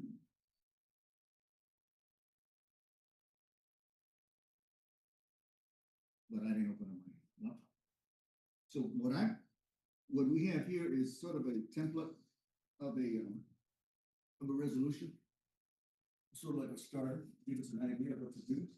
We can revise it so that if we want to include something like graduation rates, we can have that discussion. And what I see in the dash plans of high schools, they will have graduation rates. And so they'll say, we desire a percentage growth of the students. If our graduation rate is 65, maybe this coming year we should try for 70, something like that. And so school districts do that, high schools have done that. I don't know what our dash plans have done with respect to graduation rates. Well, we know that we've had optimistic reports this last spring, didn't we? Numbers of kids. Yeah. I think one of the questions, it's on multiple pages. I think one of the questions is that whether or not Not yet, but I'd like to. well, I thought you would, Well, I thought you were gonna point out a specific page or a specific. oh,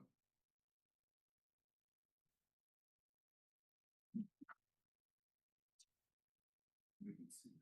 Yeah. Awesome. We used to have a stack of them, but. Right. In 2022, we were extremely optimistic.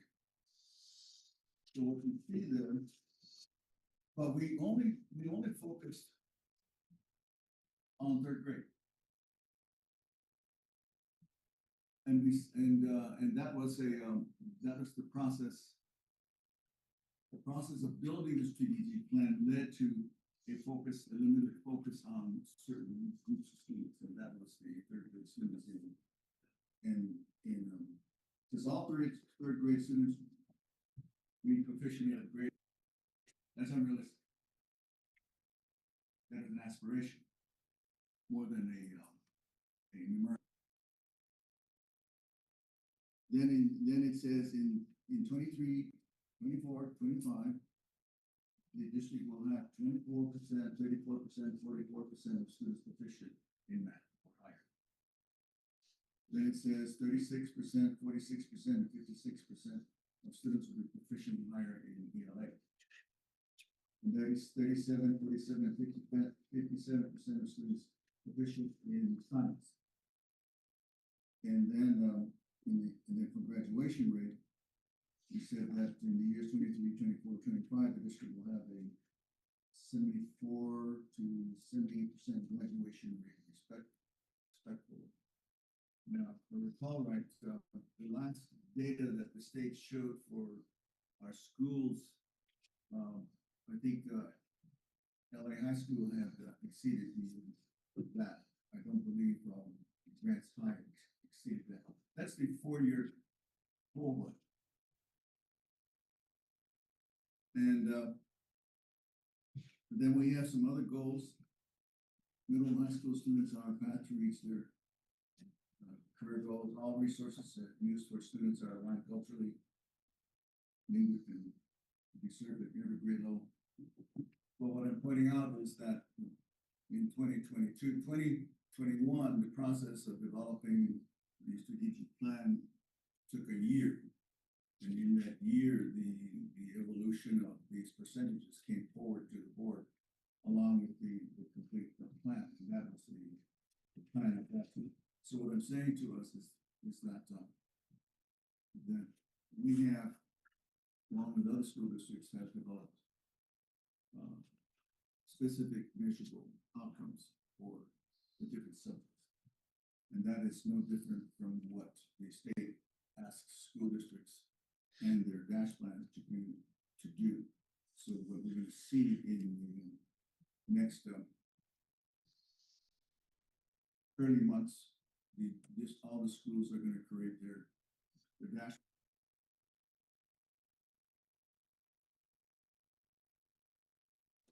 Immeasurable goal in ELA or math. And basically it's on their needs. And so that's what the elementary will do, and that's what the middle schools will do, and that's what the advanced high school will do. So that was the stimulus for creating this, was to say that we need to do that for this year, so we know what it is. I don't believe that these are realistic. I think we need to come up with our own, based upon a dialogue that I would encourage the administration and principals come up with. And then in the next meeting, what is it that we all would like to do?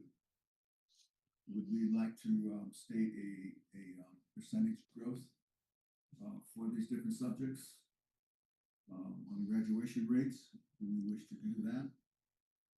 That we can accomplish. If we don't do that, then it calls into question, well, then how can the schools do it in the development of the dash plans that will be implemented? So that's what I see. And that's basically an effort for us to show that we are going to be in sync with our schools, with ourselves, with our developing equity in trying to achieve significant measurable growth in our student populations, and that we're going to commit ourselves to monitoring, reporting on these things during the school year. I would then suggest that the strategic plan would then take over. It's sort of like a 1-year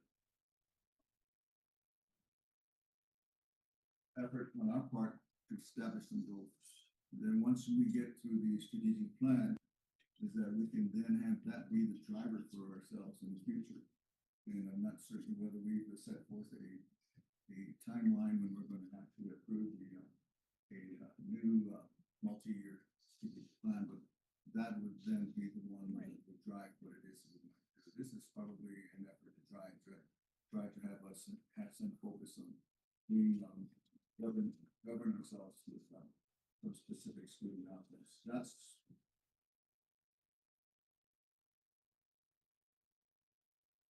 we have some discussion at the next meeting. Yes. We may not even get to formulate something. We may just be getting to a discussion. Right. Approach, and it may Well, take and us another- I think in this vein, you opened the door exactly to what I was gonna recommend, which is, board members, we have been working multiple times on, getting the superintendent evaluation instrument completed. We're almost there. And, I would love for the board to consider having a work session on August 21st, where not only could we discuss this, we can have those initial conversations about, the DASH plan, how we're going to, get going on the strategic plan. I know Mr. Widener, has been looking into how, possibly CES, could facilitate that because they have a new, whole thing, which I had presented earlier this summer, or shared, I should say, to the board earlier this summer from Dr. Steinhaus. But there are multiple things, all of these coming together. So I would ask if the board could look at their phones right now or calendars and see if, August 21st would work. Ms. Hunt Daly, I know that you're back in school now. So it would be very likely that you might be able to join us via Zoom, and Mr. Ortiz as well. I believe that's a Thursday. Could we stay on maybe one topic and not multiple topics that? Not too many that way we topics. can finish Agreed. Before midnight. Yes, sir. Yeah, I can't do it, until after 4:30. Okay, So but would the 21st work? for me, yeah. Okay, Yes, for me it will. excellent. Mr. Ortiz? I'm okay with it. Excellent. Thank you very much for the If 21st. you and two find that it might be necessary to move it, let us know. Right, because it's really Certainly. need to talk about it Yes. and see how you want to marshal your, Yeah. staff together. We had touched base about the 21st and that looked good. So that was why we were proposing that day to the board. What time are you looking at? Well, if you think that you would be available at 4:30, that would be excellent. That would get us started a little bit earlier than That's the normal. 21st, let's see. Let me look at Where's the the- 4:30? Yes. Okay, Sounds good. so we'll say 4:30. Yeah, And that'll- we'll have Mrs. Turley verify with everybody after, in the next couple of days to make sure that we can go ahead with that one. Excellent. Thank you very much. I appreciate the Last thing start is of that- that. The emphasis is, as we know, Yahtzee Martinez is a prevalent, point of conversation we have throughout the state. Number two, equity and subgroup growth goal. Those are things we need to look at. That means those students with disabilities. The challenge is there. We can create really optimistic goals, but are we able to achieve them? And we need to give, those children and the staff that are working with them an opportunity to kind of give us a sense of, Right. of optimism for what would be strong goals, that we can create with them. And we also are dealing with, different, subgroups, ethnic, tribal, ELLs and so forth. Yes, sir. And I would, it doesn't say anything about graduation break, but I think we need to make sure we do include that in there, because the high schools will probably have to do that when they create the dash plans. And you'll have a better idea of what the guidelines are for the dash plans and what they all seem to be wanting. And what we can do is to kind of merge our awareness of what we think would be goal-oriented activities on our part that they are doing there. And you may take that work session, and then finally in September, we may be able to get something together that actually says, this is what this district is going to try to work towards. So it's kind of, Excellent. but that's my thought on it. Thank you. Appreciate that, sir. The question is, Sorry. why third grade? Were they the kids that did have the 2 years of instructional? At that time, it was the feeling that third grade was it was a critical year. The philosophy was that the kids learn to read. You should know. And after third grade, they read to learn. And so that was the key point, where if you can catch kids early on, That's the key. You probably are going to have them succeed from that point on in the tougher subjects in math. And Okay. what? and Don't that- wanna that, don't wanna disturb you, but we can iron this out. They're gonna kick me out of my classroom, so. I got- Uh-oh, yes, ma'am. And I promised somebody I'd leave at 7:30. Well, I like this. Yeah, very good. That's I will working throw out different. one thing, Dr. Archambault. Yesterday, I got an email from the Secretary of Education. They're scheduling town halls for Yazi Martinez. And they didn't say we could invite our boards, but they said superintendents, Marcia may have gotten it too. They did email us. Yes, They did. I- They did and email I'm us. gonna, I told the team, I'm gonna try to go to the town hall in Albuquerque on the 20th. So if you guys wanna go, Thank you for That's that. all I am. Wednesday. Excellent. I think it will help. Well, help sir, us. we're with you now. It's your Perfect, turn. perfect. I just had 3 things that I wanted to update you guys on. And I threw some pictures in there, and I know the board doesn't necessarily love pictures, Can I show? but Can I show? Can I show? Can I yeah, show? of course, of course. We've been Tim. talking. We're rebranding to make it be much more, I'm not gonna steal your thunder. Sir, you go, quick. So, we've been talking for a couple of years that our current badging, our logos, are green and gray and black. And that none of our schools are green or gray. That we, the colors don't really indicate who we are as a district. And so I kind of started talking with the stakeholders and with the principals and administration, and I said, okay, so we have a red school, a blue school, and we have some goldenrod schools, right? And so the administration during the summit, they worked to come up with a couple of logos that we're gonna look at rebranding with. The round logo kind of shows who we are as a county. You've got Sky City, you've got Mount Taylor. Zoom in. Cibola in Spanish means buffalo. And this year our motto is charge the storm like the buffalo in a storm.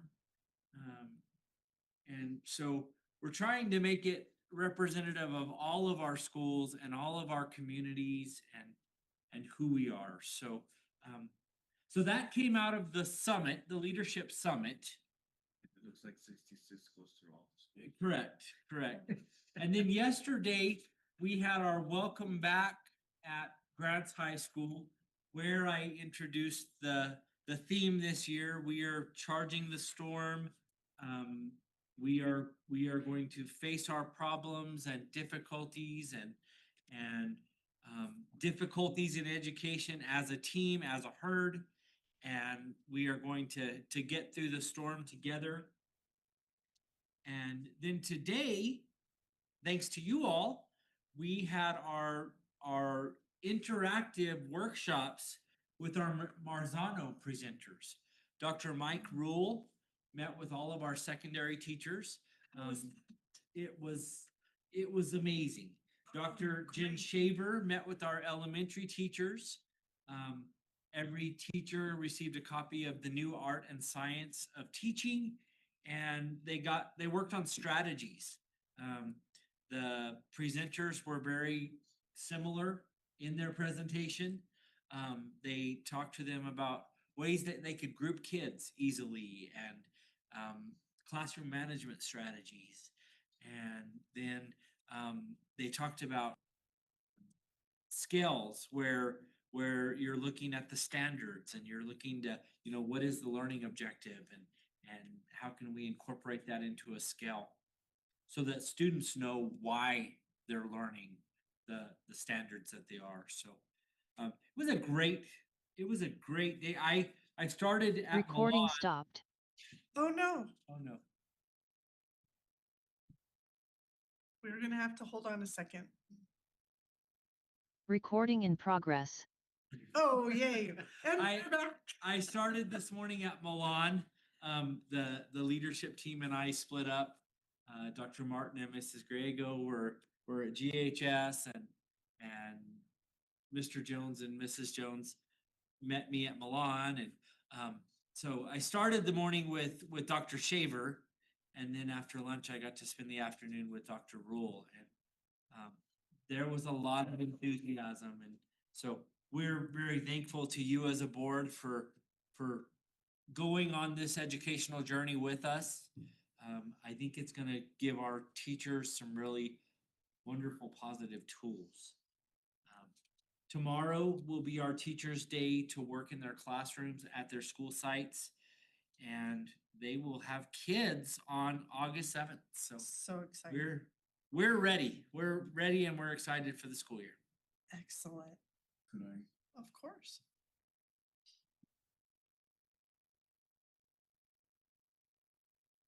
I think it's a refreshing opportunity, it's an opportunity to refresh symbolism of and so we see that Grants has their logos on there. I wanted to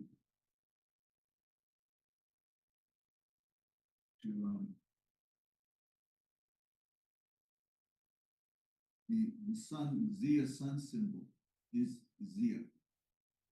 And that means that it had a sacred representation for them. There's a spiritual meaning for them. But we're not Zia. We're Akama and Navajo and Lavina. And so what I would encourage you to do is to consider talking with those three tribes, because what has to be explained is what the Zia symbol is all, what that symbol is all about, and what we need to keep in mind is that that symbol has been appropriated by New Mexico in years gone by. And so we see it all over the place, and we kind of think it's innocuous that it just is a symbol, but it actually has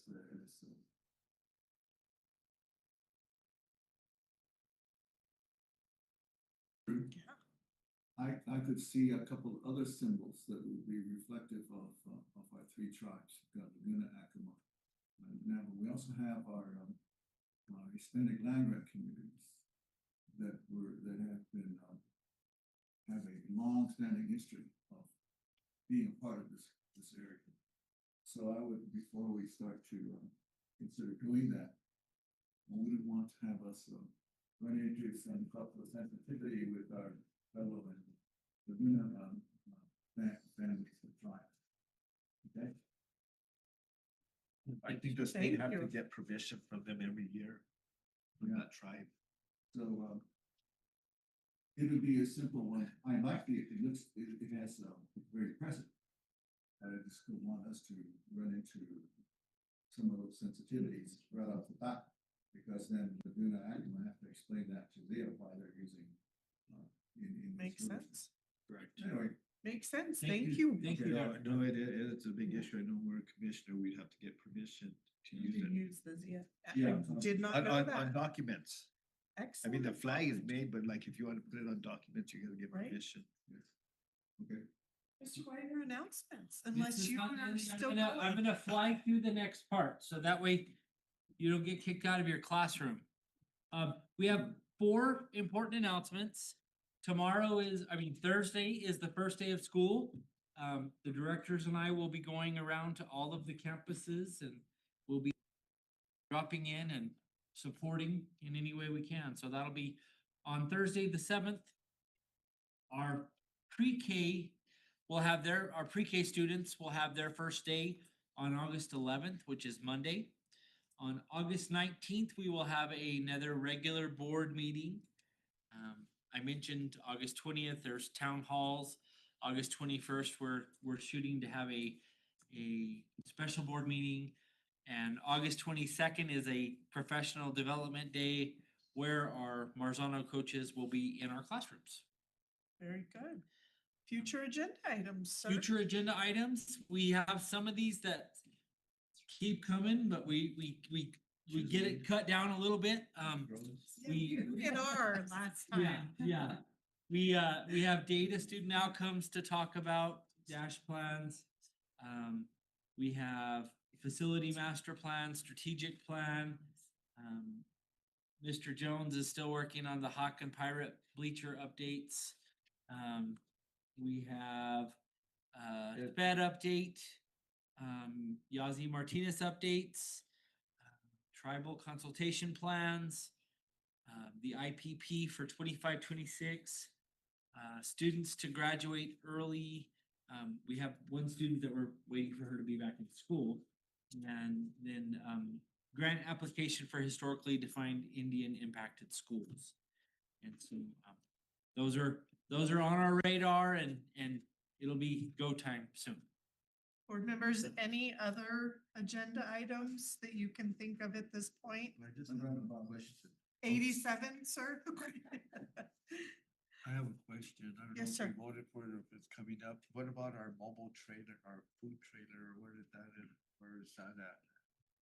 Yeah, so we are rule followers.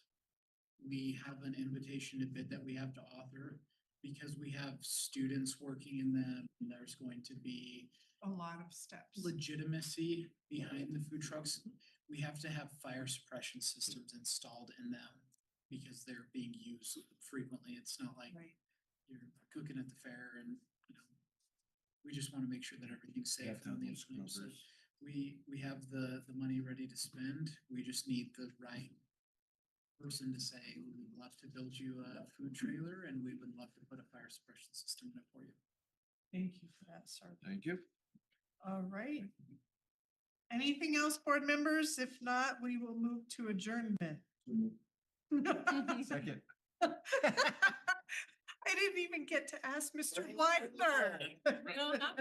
Widener. All right. Yeah. Is that yours, photos? All right, I have I to, like I this. have to ask the board members, we're gonna go step by step. Is there a motion to adjourn as presented? Moved by Dr. Archambeau, seconded by Mr. Jaramillo. Mrs. Turley, roll call, please. Dr. Archambeau, Yes. Ms. Hunt Daily, Yes, and bye. Hi, thank you, Em. Have a good night, Mrs. Hunt Daily. Yes. Mr. Ortiz, Yes. Mrs. Lee. Aye, the motion carries. The board adjourned at 7:41 PM. Thank you, board members.